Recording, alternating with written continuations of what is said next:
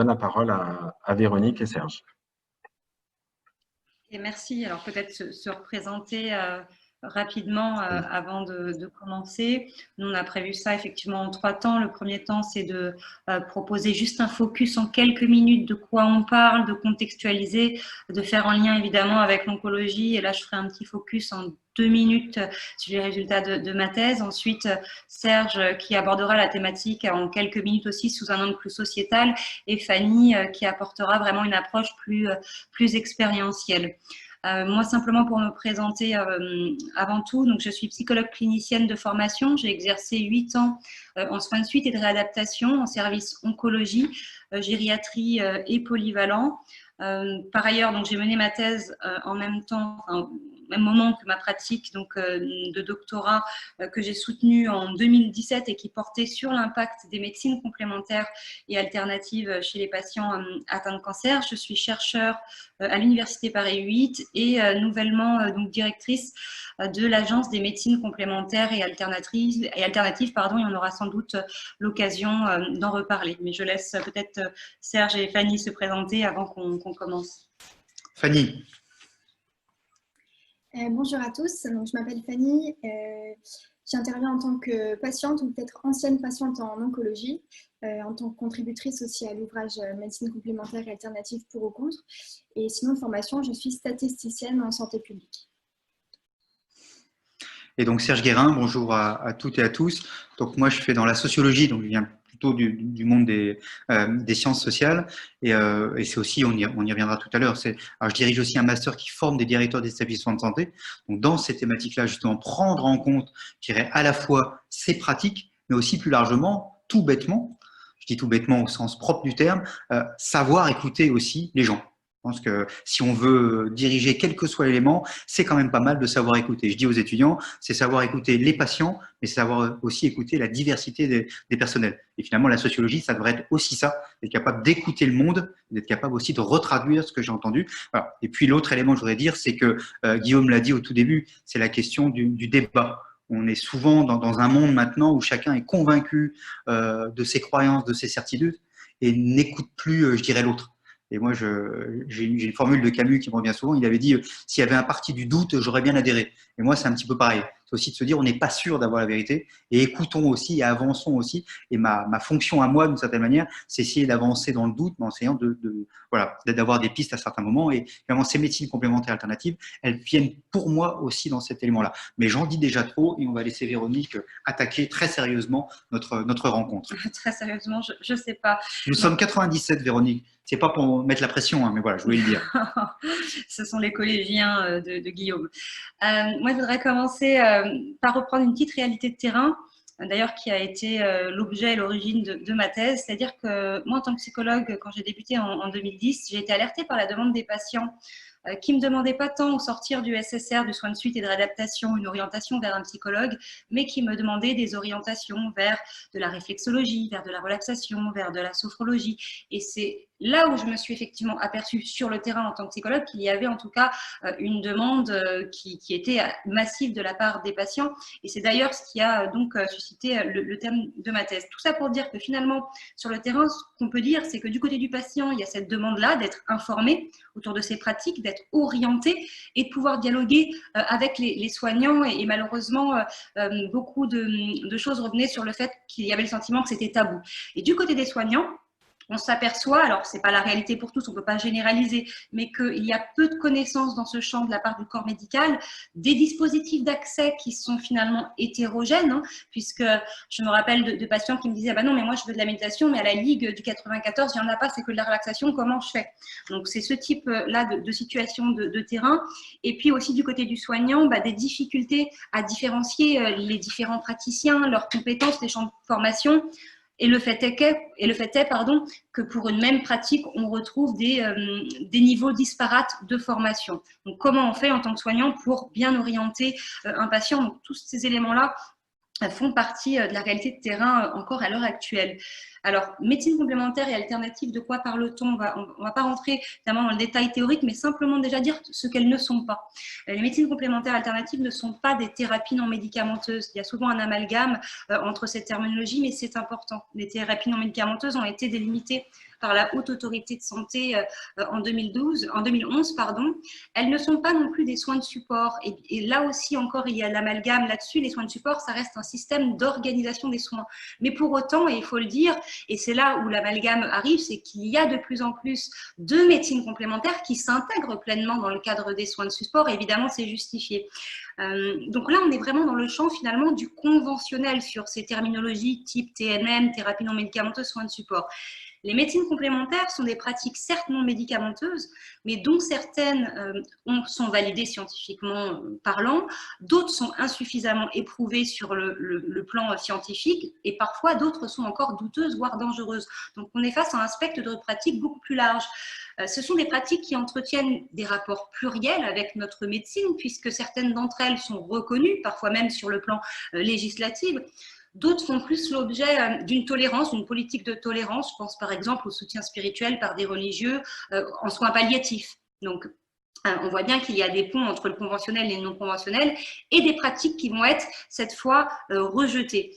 Ce sont des pratiques qui sont dispensées dans un contexte de santé ou de maladie par des praticiens qui sont dûment ou insuffisamment formés pour répondre à la demande des usagers. On est donc là dans le champ beaucoup plus large et dans le champ du non conventionnel. Alors finalement, le conventionnel, ce sont des pratiques qui sont délimitées avec des statuts de pratiques qui sont intégrés, des formations qui sont reconnues. On pense à la psychologie, au suivi psychologique, à la diététique, à l'activité physique adaptée.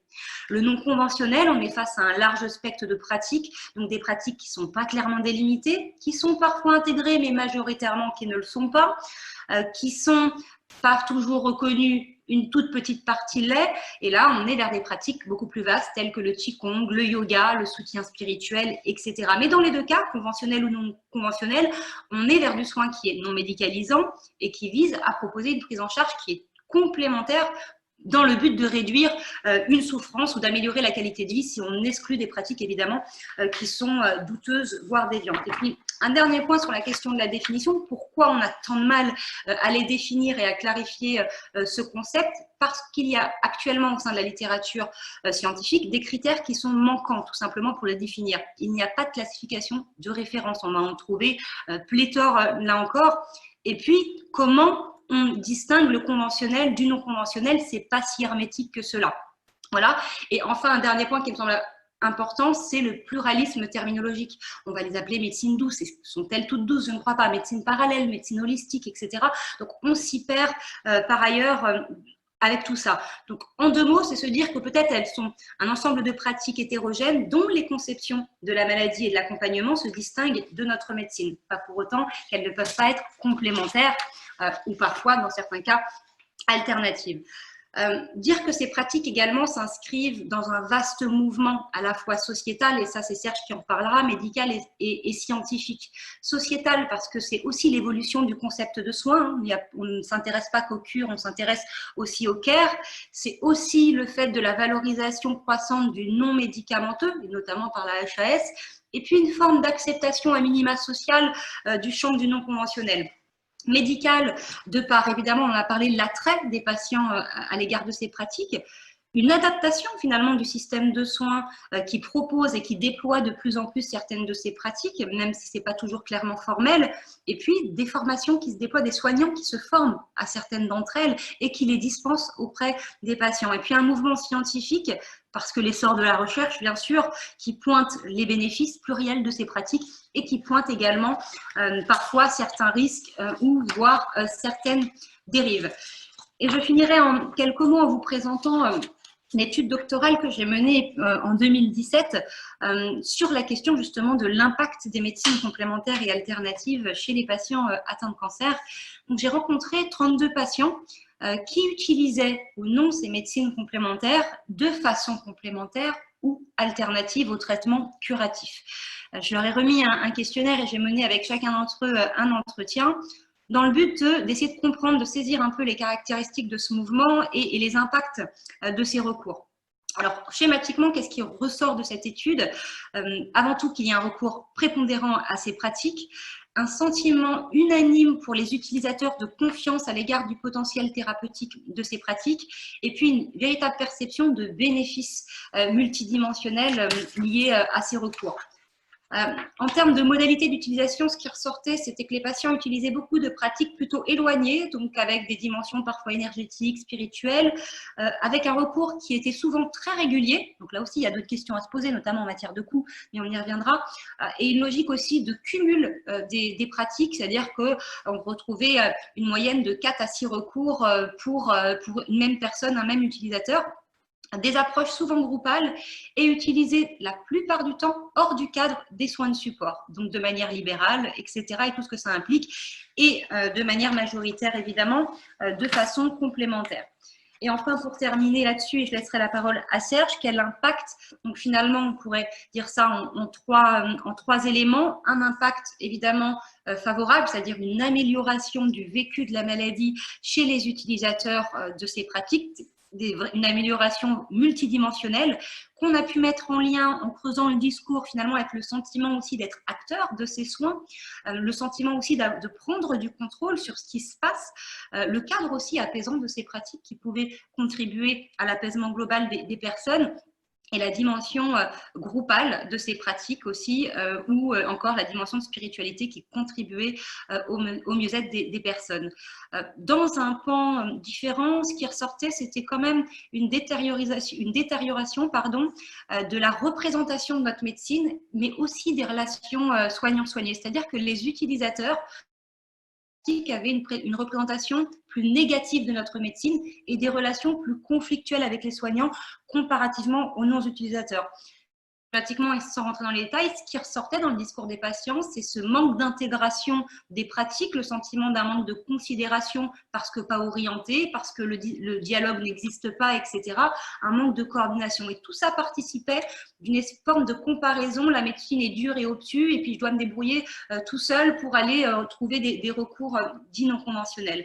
Et puis le troisième point, évidemment, qui est un critère d'alerte, c'est la rupture thérapeutique au profit de ces méthodes, que ce processus de rupture thérapeutique était lié à un ensemble de croyances invalidées que développaient certains patients. Et là, on retrouvait une opposition radicale, hein, médecine dure, médecine douce, une adhésion véritablement conceptuelle à l'égard des croyances des praticiens. Je vais guérir, hein, je vais guérir si je n'utilise pas mes traitements curatifs dangereux, mais si je prends la technique de Tartampion, et puis un degré de croyance finalement assez élevé, puisque leurs croyances étaient vécues véritablement comme des convictions. Typiquement, c'est « je suis sûre que je vais guérir si je ne recours pas à mes traitements curatifs et que j'abandonne mes soins au profit de telle ou telle pratique ». Donc, conclusion de tout ça, c'est oui, une intégration qui doit se faire et qui est nécessaire parce que la demande, elle est là, et puis que l'intégration, elle existe déjà, mais elle n'est pas actuellement structurée. Mais évidemment, une intégration qui doit être cohérente. On n'intègre pas tout et n'importe quoi et n'importe comment, et de façon peut-être prudente et progressive au regard de certaines pratiques ou de certains risques qui y sont associés. Voilà, je m'arrêterai là et je laisse Serge reprendre la parole. Merci beaucoup, Véronique. Alors, je continue. D'abord, évidemment, on est à Paris et je suis venu plusieurs fois à Saintes. Alors, je crois que Saintes, c'est pas loin du monde du cognac, mais moi, j'ai plutôt des souvenirs de bons restos et de bonnes pâtisseries. Mais voilà, c'est plutôt mon tropisme à moi. C'est toujours le cas. Peut-être dire oui, ok. On y reviendra. Et dire d'abord que c'est important que ces échanges, et c'est important que ce soit porté au départ par une structure soignante. C'est aussi toutes les transformations qu'on est en train de vivre avec leurs contradictions, avec leurs difficultés, autour de ces nouveaux liens ou ces nouveaux dialogues ou ces nouveaux rapports entre les soignants et d'abord les médecins, et puis, je dirais, les patients, les soignés, mais aussi les aidants. J'y reviendrai. Dire aussi que, donc il y a à la fois une opposition, parce que les statuts ne sont pas les mêmes, et évidemment une complémentarité, puisque les soignants sont là pour soigner, et les soignés sont là pour être soignés. Dire que quand même que sur ces domaines-là, cette opposition est quand même très forte. Moi, en tant que sociologue, c'est le premier élément qui m'a intéressé. C'est par exemple plusieurs études qui montrent que globalement, il y a deux choses quand même très fortes. La première, c'est que globalement, les soignants et en particulier les médecins ont un regard, disons, surplombant sur ces questions-là. Il y a un peu une sorte d'infantilisation des patients en disant « bon, ils seront bien gentils, ça leur fera pas de mal, c'est pas très grave, laissez-les faire ». Voilà. Il y a un côté un petit peu comme ça, paternaliste ou maternaliste, en disant bon, « ils savent pas trop, c'est pas très grave ». Hein, ou alors, c'est au contraire, c'est très très grave, voilà, je ne veux même pas entendre parler. Mais c'est un peu quand même les deux positions majoritaires. Et on voit que les choses évoluent et ce n'est pas du tout d'ailleurs un effet de génération, c'est un effet d'environnement où il y a un certain nombre de soignants qui rentrent aussi dans ces logiques-là et certains même les pratiquent. Hein, voilà. Mais il y a quand même cette opposition assez forte entre soignants et soignés. Alors, c'est sans doute autour de l'homéopathie qu'on voit l'opposition la plus forte. On est à peu près à 80% des Français qui estiment que c'est plutôt utile et 80% des soignants et des médecins en particulier qui estiment que c'est n'importe quoi.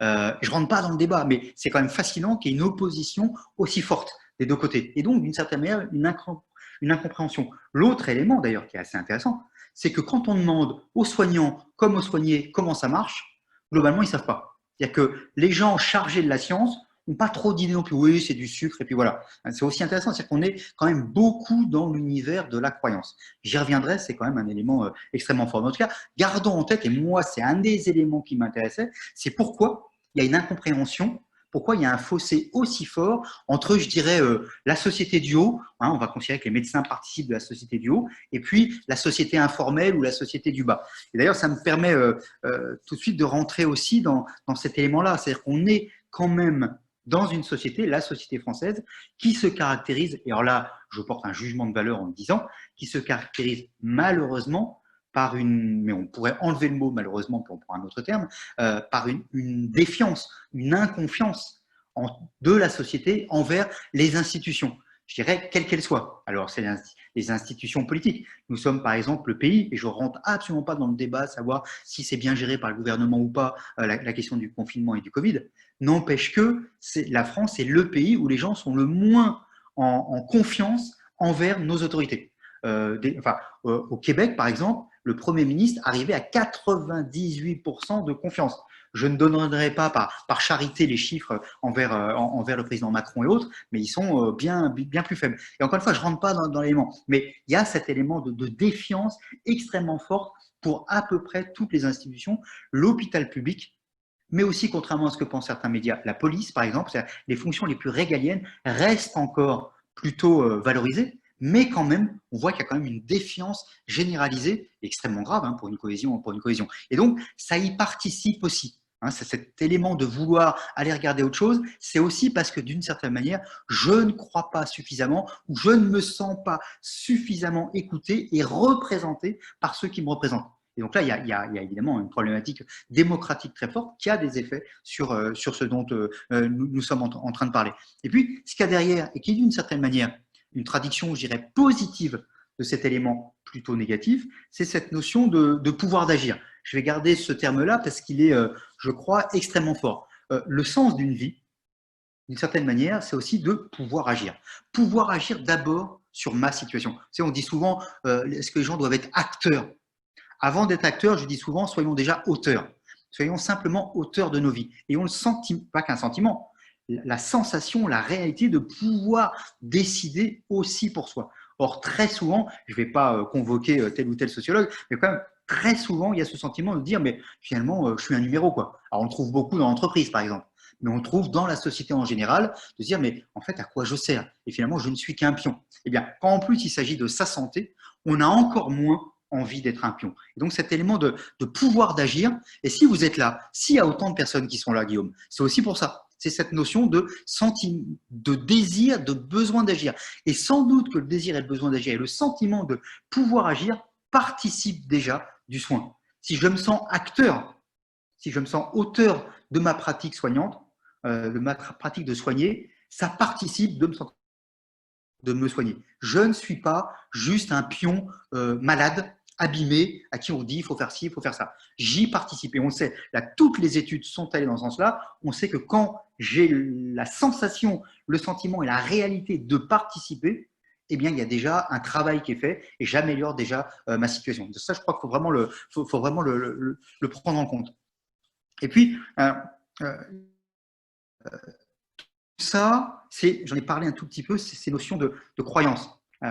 Nous sommes des êtres. Alors, on peut, moi, je suis sociologue, je viens du siècle des Lumières, d'une certaine manière.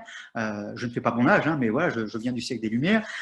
Et voilà, on pouvait se dire, il faut de la rationalité, ainsi de suite. On a aussi besoin de croyances. Alors, il s'agit que les croyances ne soient pas délirantes et qu'on comprenne bien que ce sont des croyances.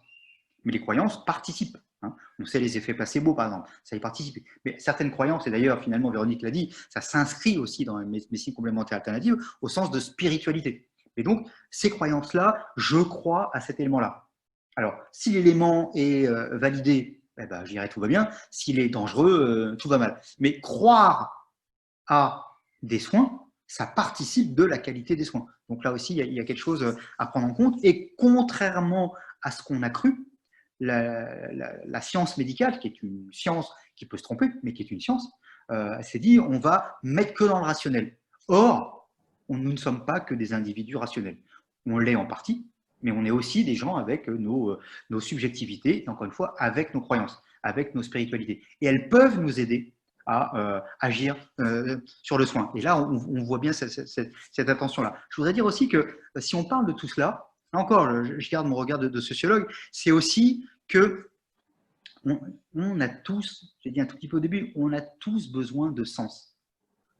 Axel Honneth avait écrit un livre il y a une quinzaine d'années qui s'appelait « La société du mépris ». J'ai besoin de trouver du sens à ma vie.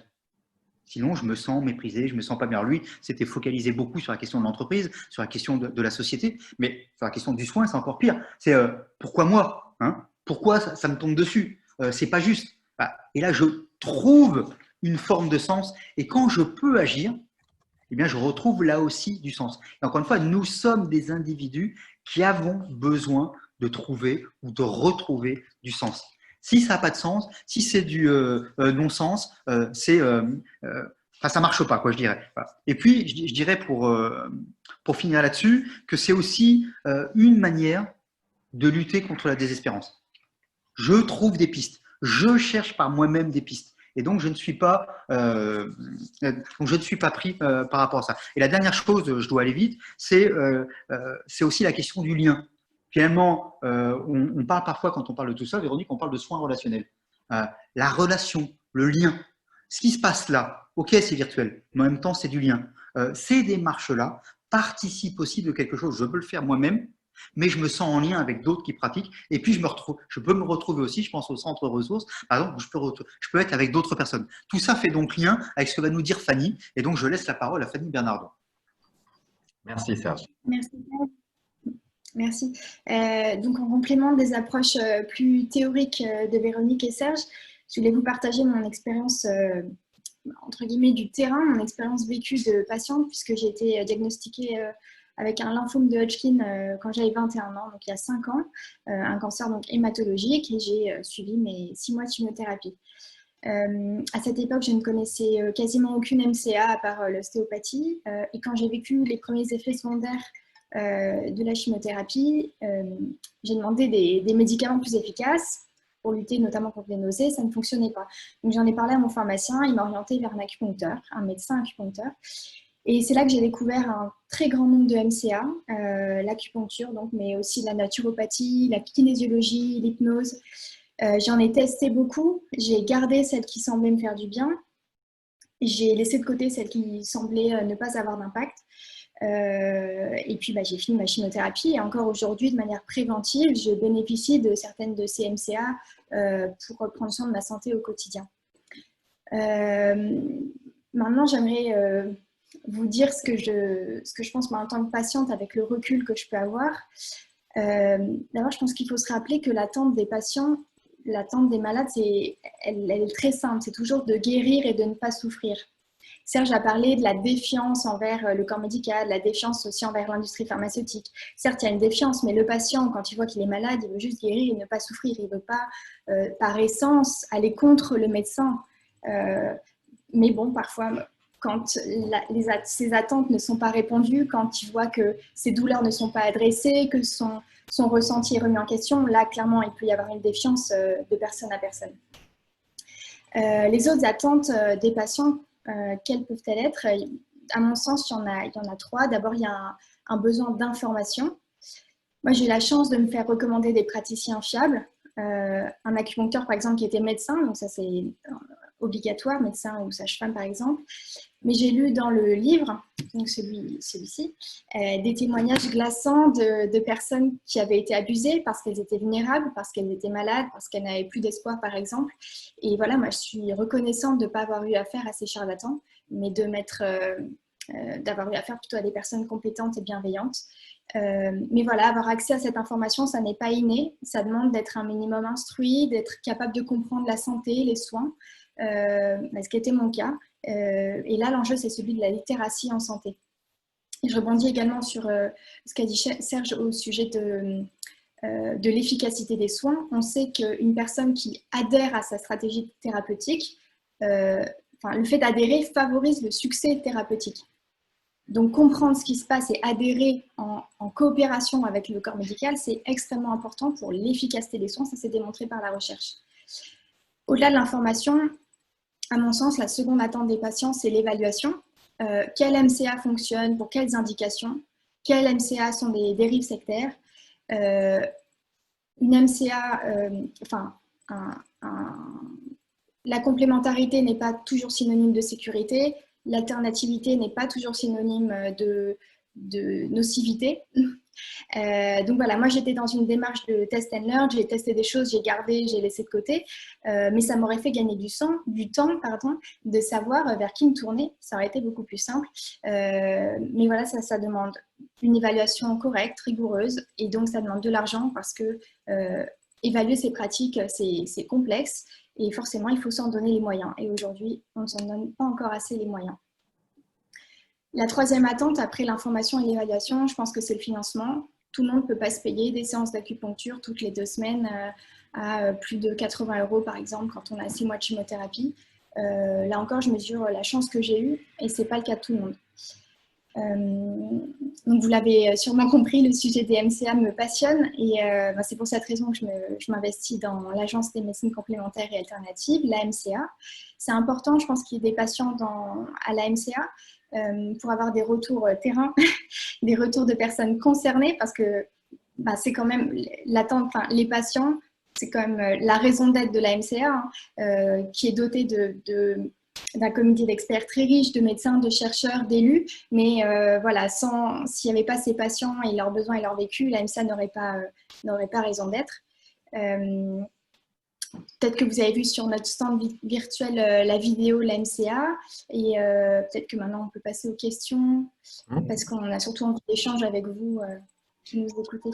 J'ai déjà vu une question, donc je veux bien commencer à y répondre et peut-être que si vous avez des choses à rajouter, Serge et Fanny, sur que pensez-vous sur l'université des patients, si rare et pourquoi finalement oui, c'est une très belle initiative. Il y a 2 initiatives, en tout cas que moi je connais personnellement, c'est évidemment l'Université des patients et puis l'Union francophone des patients partenaires, qui est une association présidée par Bernard Denis et qui est aussi le secrétaire général de l'Agence des médecines complémentaires et alternatives, puisqu'effectivement, ça nous semblait essentiel de pouvoir fonctionner, travailler, coopérer avec et non pas que pour les patients. On fait avec. Si on veut faire pour, il faut faire avec. Ça, c'est le premier point. Ensuite, pourquoi si rare? Je pense qu'il faut du temps et que le cheminement est long, mais qu'on avance. Patients partenaires, patients experts, on n'en entendait absolument pas parler des années en arrière. J'ai envie de dire aussi que les psychologues, c'était ésotérique il y a quelques années en arrière et qu'aujourd'hui, c'est complètement rentré dans les mœurs. Et c'est très bien et c'est aussi quelque chose, un process qui se fait avec le temps. Et là, je pense qu'il y a aussi une éducation à faire auprès des professionnels de santé pour valoriser. Et alors là, il y a une question, est-ce qu'on parle d'expertise du patient ou est-ce qu'on parle finalement d'une expertise du partenariat avec le patient? Ce n'est pas tout à fait la même chose. On le voit bien avec la notion de ou patient expert ou patient partenaire. Je ne rentre pas dans ce débat-là, mais je dis juste qu'il y a peut-être à clarifier quelle est la place de ce patient qui a des connaissances évidemment, et comment on peut lui faire en tout cas une place parce qu'il a aussi quelque chose à apporter. Et enfin, j'irais même un peu plus loin, c'est qu'aujourd'hui, on se dit que les patients experts ou partenaires, peu importe la terminologie, doivent être dans le système de soins, dans les centres de santé. Oui, mais pas que. On oublie un point très important, à mon sens, c'est le domicile. On vit de plus en plus longtemps. C'est-à-dire que tu pourras parler des enjeux de la seniorisation. On reste de plus en plus longtemps à la maison. Pourquoi on ne pourrait pas imaginer que des personnes dans le soin relationnel, donc des bénévoles souvent, et qui ont cette expertise, cette forme d'expertise des patients partenaires, puissent se déployer aussi auprès des personnes fragilisées par l'âge et la maladie. Là, il y a pour moi des enjeux majeurs et ça passera par vraiment de l'éducation auprès de la population, mais je crois qu'on est sur la bonne voie. Merci. Alors, juste 2 secondes pour aller dans ce qu'interrogeait Lydia, pharmacienne par ailleurs. J'ai vu Brest, je ne sais pas si vous habitez à Brest ou si c'est la suite du nom. J'habite à Brest et la mer est derrière. D'accord. Alors là aussi, Lydia, vous avez un lieu extraordinaire qui s'appelle Histoire de chocolat. Oui, oui. Vous êtes aussi dans les MCA tellement c'est formidable et tellement c'est bon pour la santé. Oui, je fais même de la publicité. Voilà. Mais simplement, c'est vrai que mais souvent d'ailleurs Véronique le dit, c'est notion d'expérience et d'expertise. L'une et l'autre ont, il ne s'agit pas de hiérarchiser, mais l'une et l'autre ne sont pas la même chose, mais l'une et l'autre sont nécessaires d'une certaine manière. On ne fait pas juste avec de l'expertise, on ne fait pas juste avec de l'expérience. Et c'est ça aussi qui est intéressant, c'est comment les deux se rencontrent, échangent, dialoguent. C'est un petit peu ce qu'on fait là, et je crois que c'est aussi comme ça que, je ne vais pas dire la médecine, le soin en global, et peut-être tout simplement la société, peut avancer. C'est en prenant compte ces deux éléments-là. Hein. Je ne vais pas revenir là-dessus, mais je crois que c'est vraiment important. Ensuite, il y avait une autre question. Alors, Guillaume, je ne sais pas, non, on suit un petit peu le chat. On s'est permis comme ça. On organise autrement. Pendant que vous lisez, c'est vrai que je fais le lien un peu aussi du coup avec la formation. Moi, les oncologues que je pratique depuis 12 ans maintenant, ils ne sont pas contre ou pour. C'est vrai qu'il y a peut-être ce regard surplombant dont tu parlais, mais c'est surtout qu'ils ne connaissent pas en fait. Ils me disent souvent, moi, je n'ai pas d'avis sur les plantes, je n'ai pas d'avis plus que ça sur l'acupuncture. Donc du coup, c'est vrai quand on ne connaît pas, on a tendance à rejeter ou à dire voilà, je préfère pas. Donc il y a vraiment ce problème de formation aussi. J'ai vu qu'à l'université de Grenoble il y avait un DU de thérapie complémentaire, donc ça c'est une bonne chose. Il a l'air de toujours fonctionner. Je sais pas si vous le connaissez, mais voilà, ça reste encore rare. Pas se former forcément à une pratique particulière, mais savoir en parler et savoir ça me paraît déjà essentiel. Alors, pour aller dans ce sens-là, à l'agence, on est en train de pousser avec différentes universités pour créer des DU, justement, à la fois pour les patients, pour les praticiens, dans l'idée, justement, je suis un médecin, je suis une infirmière, autre, et voilà, pour les soignants d'un côté, dans l'idée en effet, il ne s'agit pas de devenir spécialiste ou de praticien nécessairement. On ne peut pas avoir, il y a 400 MCA, certaines ne sont absolument pas indiquées, mais personne ne va connaître même ne serait-ce que 40 ou même 10, parce qu'il y a une expertise, c'est plusieurs années, mais savoir simplement quels sont les ressorts, comment ça fonctionne, pour finalement, d'une certaine manière, orienter. Hein, c'est-à-dire avoir ce minimum, et ce qu'on sait, c'est que alors les études de sciences médicales sont extrêmement lourdes, voilà, mais l'idée c'est qu'on n'en parle absolument pas sur tout un cursus, et que finalement c'est comment ça devrait être aussi intégré à minima pour simplement savoir que tout ça existe, savoir que la médecine chinoise existe, qu'elle existe avant même notre médecine académique. Il ne s'agit pas de les opposer, mais de savoir qu'elles existent et qu'elles apportent un certain nombre de choses dans certaines conditions, ainsi de suite. Donc c'est un minimum. Et donc on s'est dit en effet, un des enjeux pour nous, c'est de développer comme ça un certain nombre de diplômes universitaires. Ça en fait partie. Vas-y. Parce que du coup, je voulais effectivement aller dans la continuité de tout ce qui se disait, notamment sur la question de la formation, et je rebondis sur une question sur en pratique aujourd'hui, parce que ça, c'est la réalité aujourd'hui concrètement, comment orienter les personnes qui le demandent. Et le problème, c'est que c'est très compliqué si on n'a pas certaines peut avoir une forme de délimitation des pratiques si on isole 4 pratiques légalisées, mais évidemment ça va au-delà de ça, mais pour les pratiques qui ne sont pas légalisées, il y a quand même certains dispositifs, je pense être inscrit, quand la formation est inscrite au RNCP, au répertoire national des certifications, c'est pas la panacée, mais en tout cas on peut se dire qu'une formation de sophrologie inscrite au RNCP avec 2 ans de pratique en présentiel, en cas d'enseignement en présentiel, c'est pas la même chose que le sophrologue formé à distance en 3 week-ends. Or, ces 2 types de formations actuellement existent et le lendemain, vous retrouvez 2 plaques différentes et le patient ne fait pas le distinguo. Donc, ce sont des premiers critères, en tout cas, qui peuvent être mis en avant. Le problème, c'est comment on informe dans la mesure où on va retrouver cette problématique pour l'hypnose, on va retrouver la problématique pour la sophro, pour la méditation, etc., etc. Donc, c'est là où ça demande une véritable éducation sur le socle de pratique sur lequel on peut en tout cas avoir certaines bases en disant bah voilà, ce sont des pratiques qui sont légalisées. Là, ce sont des pratiques comme l'ostéopathie qui sont légalisées, mais pas dispensées forcément par des médecins. L'acupuncture, ce ne sont que des médecins et c'est la loi.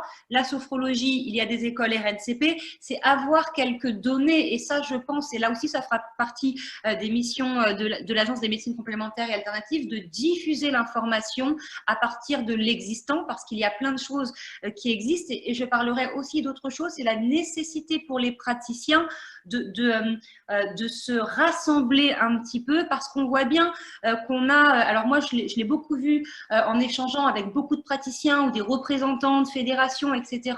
Je vais schématiser, évidemment tout le monde n'est pas dans cette dynamique, mais ma pratique c'est la meilleure. Et là je crois qu'il y a aussi des interconnexions à créer de manière virtueuse, notamment pour les pratiques qui ont certains socles de RNCP, etc. orienté, puisque la personne usagée, qui soit en position prévention, santé ou contexte de maladie, ne va pas se dire ah ben voilà, j'ai telle application clinique, forcément, Fanny le disait aussi, je teste, c'est test and learn. Donc du coup, c'est de se dire qu'à un moment donné, la personne peut demander de la réflexo, à un moment donné, avoir besoin de sophro. Il faut qu'il y ait une dynamique vertueuse aussi entre les praticiens, et l'idéal, c'est d'arriver à cette même dynamique entre praticiens et professionnels de santé. Et là aussi, il y a bien des choses à faire en faveur au bénéfice des personnes. Je vais essayer de reprendre quelques questions qu'il y a dans le chat. Vas-y. Ouais, est-ce que quelqu'un peut poser une question en direct ou un retour d'expérience peut-être sur la pratique en cancérologie, pour revenir un peu à notre thématique si possible. Est-ce que parce qu'on parle de formation encore sur le chat. Oui, Thierry Gault disait un DU en 10 jours, on ne devient pas réflexologue, il a parfaitement raison. Là-dessus, on parle d'avoir une vision globale. Après, il y a les vraies formations, et d'ailleurs, il y a aussi quelqu'un qui demandait mais comment on repère les MCA et ainsi de suite. Et c'est vrai qu'à défaut de tout, la première élément, c'est quoi la formation? Parce qu'en effet, on va mettre une plaque avec 2 jours et puis quelqu'un qui a fait 2 ans d'études ou 5 ans d'études. Évidemment, on est enseignant aussi, quoi, mais à un moment donné, c'est d'abord ça. Il y a des formations qui sont longues et qui sont répertoriées et qui ont un statut, et puis il y a les autres. Et là-dessus, déjà, il faut partir de cet élément très simple. C'est quoi votre formation? C'est combien de temps? Et puis après, sur Internet, on peut voir est-ce qu'elle est reconnue ou est-ce qu'elle n'est pas reconnue. C'est vraiment le minimum du minimum. Et encore une fois, ces questions de DU, c'est une vision globale. On ne vient pas en 120 heures réflexologue. On ne vient pas, voilà. Donc ça, évidemment, on le prend tout à fait en compte. Il y a la question du remboursement, évidemment, si ça n'a pas créé effectivement des injustices sociales, bien sûr que oui, entièrement d'accord, il y a cette notion de remboursement, Fanny l'a dit, ce sont des soins qui coûtent cher, et là aussi il y a à faire, et comment on sort effectivement de ce constat. Là, je crois qu'il y a aussi un rôle pour les mutuelles, et elles ont déjà commencé le processus, puisque certaines mutuelles remboursent sous forme de panier certaines pratiques complémentaires, mais ça reste minimaliste, donc là aussi, il y a besoin de faire avancer les mentalités, mais je crois qu'on en prend le chemin tout simplement, et je crois aussi que ça part de l'oncologie, parce que l'oncologie est vraiment un secteur pionnier autour de ces questions, et c'est pas neutre qu'on retrouve. D'ailleurs, je fais partie du comité d'experts à la Ligue contre le cancer qui réfléchit sur ces questions. C'est pas neutre qu'au sein des institutions, associations comme la Ligue, qu'on retrouve ces pratiques et qui sont du coup en libre accès, ou en tout cas pas coûteuses ou peu coûteuses au sein d'associations d'oncologie. Donc on avance quand même vers là. Les centres ressources aussi en sont l'exemple. Il n'y en a que 7 en France, mais ça se développe, ça a le mérite d'exister. C'est un accès gratuit à des pratiques complémentaires. Donc évidemment, il y a besoin que les choses prennent du temps pour s'installer, on ne pourra pas faire autrement, mais les choses avancent. Mais c'est intéressant, Guillaume, que autant de questions arrivent sur la question de l'argent, Oui. sur la question du social. Les centres ressources, l'Institut Raphaël et autres, ce sont des éléments qui fonctionnent par subvention et qui sont d'accès gratuit. Là, il y a une personne qui dit, Virginie, qui dit la Ligue contre le cancer aide à financer un certain nombre de soins de support. C'est-à-dire qu'on voit que c'est le tissu associatif, c'est le bénévolat des personnes qui fonctionne. À un moment donné, c'est comment on passe à quelque chose qui s'appelle une vision de l'État. Le tissu associatif peut faire plein de choses et c'est très bien. Mais à un moment donné, il faut aussi que ça se regroupe avec la société du haut. C'est-à-dire qu'à un moment donné, on dise oui, c'est suffisamment prouvé pour que ce soit financé. Et je dirais même plus, c'est que sans doute, en finançant, on fera des économies. Parce que pour un certain nombre d'éléments, on est mieux soigné comme ça, on va moins prendre de psychotropes et ainsi de suite. Donc là, il y a aussi une réflexion à avoir très lourde. C'est une réflexion politique au plus grand sens du terme. C'est comme on dit dans une politique de soins, on implique d'abord, on implique les patients et on implique un certain nombre de ces médecines complémentaires à travers ou le monde mutualiste ou autrement. Voilà. Mais la question du financement, elle est extrêmement forte. Et je dois dire d'ailleurs que l'agence, on porte aussi ça et on va essayer de travailler avec un certain nombre de mutuelles pour justement structurer les choses, que ce ne soit pas fait un petit peu comme ça, parfois un petit peu au petit bonheur la chance ou publicitairement ou autre. Aller plus loin. Et on est dans ce mouvement-là qui va prendre un petit peu de temps, mais il faut qu'on soit, je dirais, ensemble. Parce que c'est les soignants, c'est les acteurs du soin, comme c'est évidemment les patients et puis un certain nombre de ces métiers. Parce que derrière, il y a aussi des emplois, il y a aussi une qualité de vie territoriale et il y a aussi une autre manière aussi d'aborder tout simplement ces questions du soin. Oui, il y a une autre question qui revient sur la question de la formation. Tant qu'il n'y aura pas de crédibilité des formations, oui, mais l'enjeu est là, hein, vous avez entièrement raison. Mais là, il y a besoin aussi, et là, c'est la législation aussi d'avancer. Ça a été fait sur 4 pratiques en France, l'acupuncture, l'homéopathie, l'ostéopathie et la chiropraxie. On est avec un socle de formation clair, net, précis. Il ne peut pas être chiropracteur celui qui ne fait pas l'école nationale de chiropraxie en 5 ans. Il faut qu'on arrive à ces mêmes modalités de formation pour les autres pratiques, pour éviter effectivement ce niveau hétérogène de formation où on va retrouver pour la même pratique un week-end de formation ou 2 ans de formation, et je ne peux que vous rejoindre. Et là, le processus est affreusement long et on a l'impression en tout cas que c'est aussi lié à une société qui est divisée autour de ces questions. On l'a volontairement appelé pour ou contre, pas pour nouer la polémique, mais en tout cas pour susciter le débat. Mais on voit bien qu'il y a des réserves, des réticences de la part du corps médical d'un côté qui reste, bah non, enfin c'est du charlatanisme, etc. Je synthétise tous les mouvements fake med, etc. Et de l'autre, une ouverture qui part du bas des patients, mais qui émane aussi du corps médical, beaucoup plus ouvert et parfois formé aussi à ces pratiques et qui est dans une logique d'intégration. Et la limite, elle est pointée clairement là, c'est la formation. Qu'est-ce qu'on intègre ? Pourquoi ? Avec quels critères de formation ?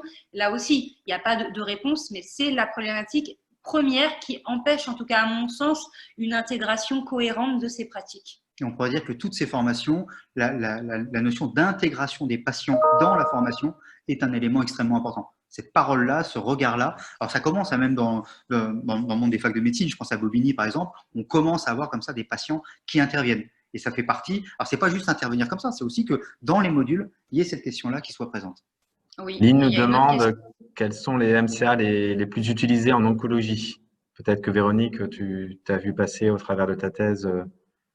Alors, moi, je dirais pas. Alors, il y a l'hypnose qui est très utilisée dans la douleur, l'acupuncture également. Je l'ai vu sur la question des applications, mais je ne crois pas qu'il faille penser comme ça parce que le parcours reste.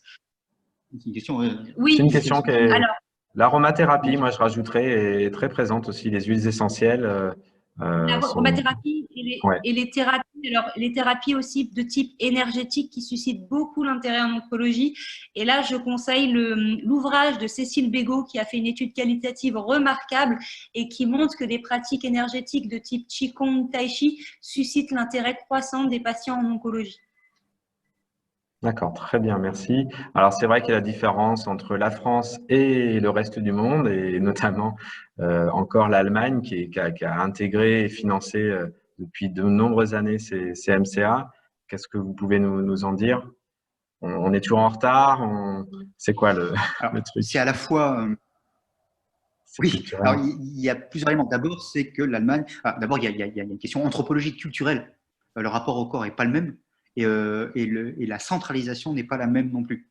Du coup, depuis très longtemps, on voit ça aussi avec les pays nordiques, où on intègre ces dimensions parce qu'elles participent de cette notion de soin. la médecine, disons, est moins fermée de ce point de vue-là. Puis par ailleurs, c'est aussi un État qui est un État fédéral sur lequel, du coup, les législations ne sont pas nécessairement les mêmes et du coup, on centralise moins. Nous, on a, et ça se défend, je ne vais pas revenir là-dessus, il y a un diplôme, il y a une manière de former.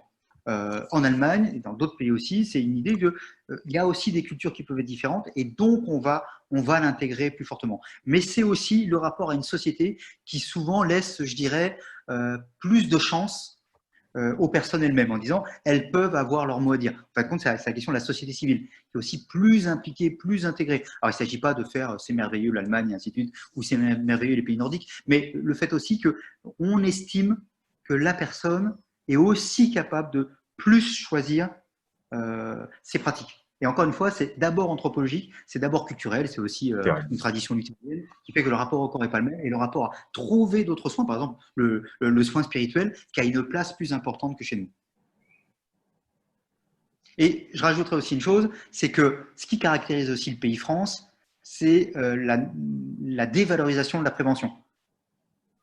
Dans ces pays-là, la question de la prévention, dès le plus jeune âge, je prends un exemple qui n'a rien à voir mais qui est intéressant, un Norvégien sur 5 démarre la journée en prenant l'huile de foie de morue, bourré de vitamine D, tout ça. Ils sont même en train de s'interroger s'il ne serait pas des effets de lutte contre le Covid. Je ne rentre pas là-dedans, mais simplement, c'est-à-dire qu'on intègre la question de la prévention très, très en amont, en considérant que ça fait partie aussi de l'autonomie de la personne.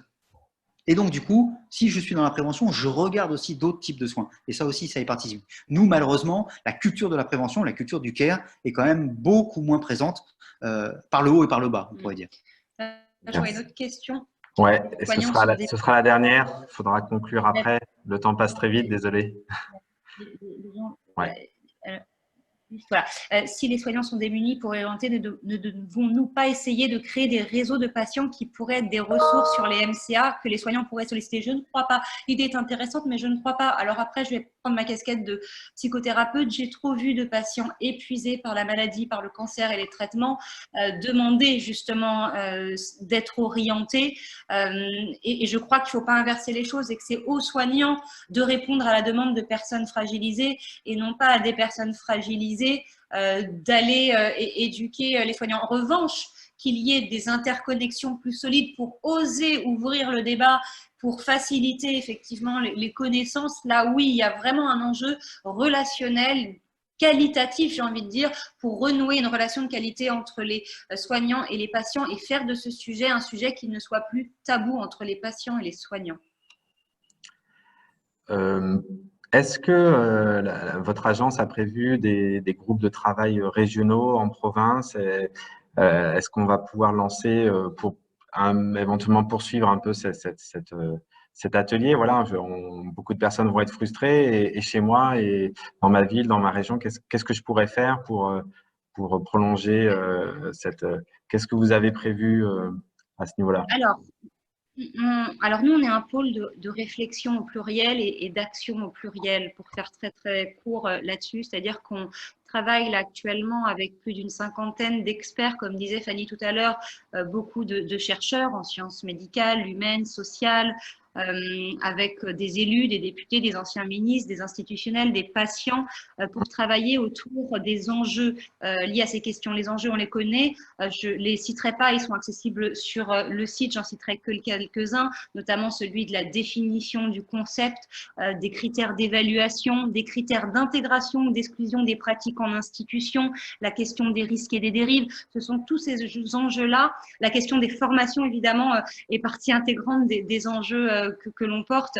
Et l'idée, c'est de pouvoir proposer des pistes et des recommandations concrètes à partir de ces enjeux. Et évidemment, il y a déjà de l'existant dans tous ces enjeux-là. On ne réinvente pas le monde, mais on articule à partir de l'existant et dans une dynamique transversale, et on donnera accès au fur et à mesure des avancées. En tout cas, à la fin de l'année, on aura déjà un rapport clair, synthétique, avec des recommandations concrètes. Ça, c'est le premier point. Et à côté de ça, en parallèle, on est aussi un pôle d'action et on travaille de façon transverse, à la fois, comme disait Serge, avec l'idée de former, donc la mise en place de diplômes universitaires, des mutuelles qui nous contactent en nous disant bah, on est intéressé pour rembourser certaines pratiques complémentaires, mais lesquelles, sur la base de quels critères pouvez-vous nous accompagner? Donc, on est sur des sujets transverses, l'élaboration de guides patients, de guides soignants. Voilà, on est sur ces sujets transverses de réflexion et d'action multi-axiale. Et ça peut être aussi, alors évidemment, après, il y a un problème de ressources humaines, hein, mais ça peut être aussi d'accompagner tel ou tel lieu de soins oui. pour justement structurer cette approche des MCA. C'était un peu mon idée. Bien d'ailleurs. Voilà. Voilà. Ça peut être aussi ça. D'ailleurs, on est aussi en lien avec la lutte contre le cancer et France Alzheimer, des éléments comme ça. Enfin, mais ça peut être aussi dans un lieu, dans un hôpital, dans un endroit, de dire comment on peut ensemble. Donc là, c'est plutôt de l'ingénierie, mais comment on peut le faire. Alors évidemment, on est au tout début, hein, ça fait 1 mois qu'a été créée l'agence, donc voilà, ça reste encore.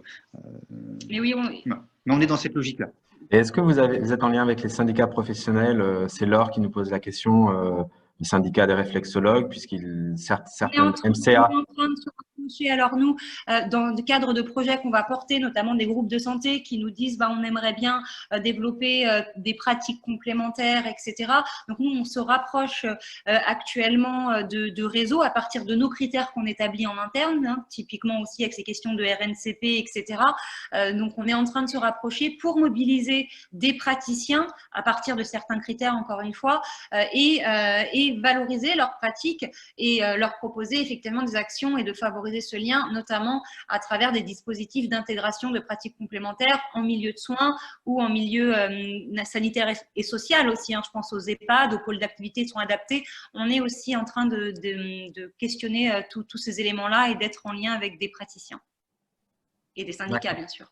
Bon, bah, très bien.